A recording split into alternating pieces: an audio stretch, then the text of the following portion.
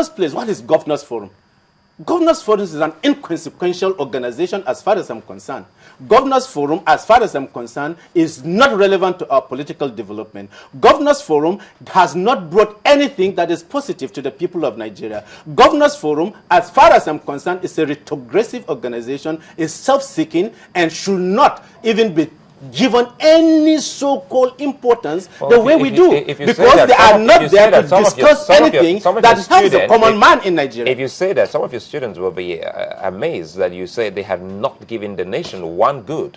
Perhaps I didn't say they have not given the nation one good. But you look at what is the positive nature of what they have done vis-a-vis what is happening. For example, all the meetings that the northern governors have been having since the military, what positive impact has it had on the North? All the meetings that PDP threatened, sorry to butt in there, was PDP threatened to have recalled Wamakko?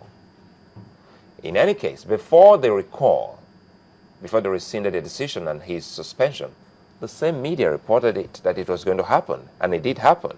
How can the PDP be threatened? If you sanction a person, if you scold your child, isn't it, and the child is repentant about the scolding, you simply embrace the child and pat the child at the back.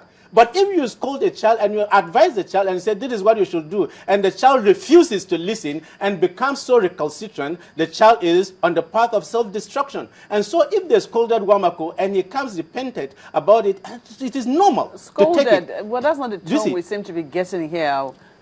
Today's This Day reports Wamakko, I have been vindicated. And right now he's calling for Amaechi's recall. I think you have details on page 8 of This Day.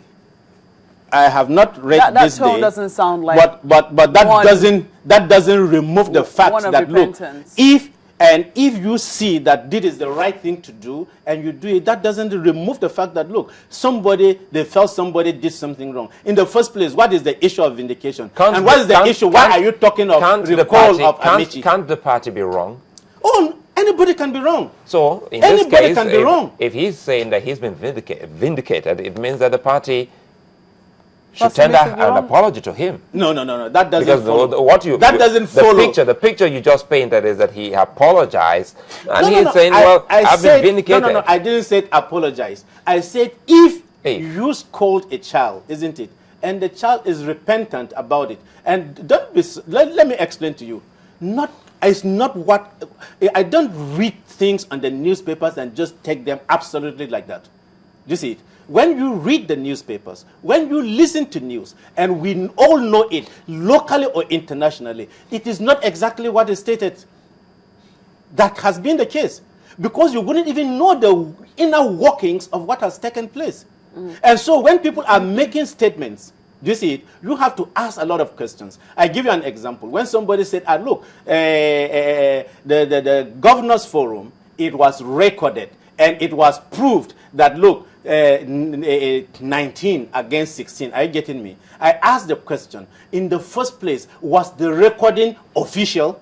If I am having a discussion, are you getting me, with Chamberlain, and we did not agree to record it, and he decided to record it, I will never trust him forever. That means he's not sincere. That means he's dishonest. Because he should have told me up initial he's going to record it. So why will you record it if it was not officially agreed that it should be recorded? Well, that is the first question I'm going to ask. No. I'm not going to start saying, oh, it was recorded and it has been proven that, look, 19 against 16. The issue is that who authorized the recording? Was there a unanimous agreement that it should be recorded? Should it be filmed? Should it be done? That is the question you will ask. So I'm not even talking of whether there was a majority or minority, but who decided on the recording in the first place? Granted, but having that notwithstanding, does that invalidate what happens? Absolutely. Because if you act in bad faith, it means you are dishonest. And if you are dishonest, it invalidates every single action that has been taken. I don't understand this argument or this logic. And the argument is this, Chamberlain. Dr. Dogo, I'm so excited that you've taken it on the side of logic. I never wanted us to go into the video issue but now let's look at it. How do you say that someone has brought something that transpired, and you say is done in bad faith, then you won't believe in it. In every How does believability and intention go together in this particular one? If you are discussing with a person and he secretly records the discussion, it is in bad faith. That person should never be trusted. It's not about trust, no, it's about what believability. And it is not an issue of it is. To believe the person. It's an issue of trust.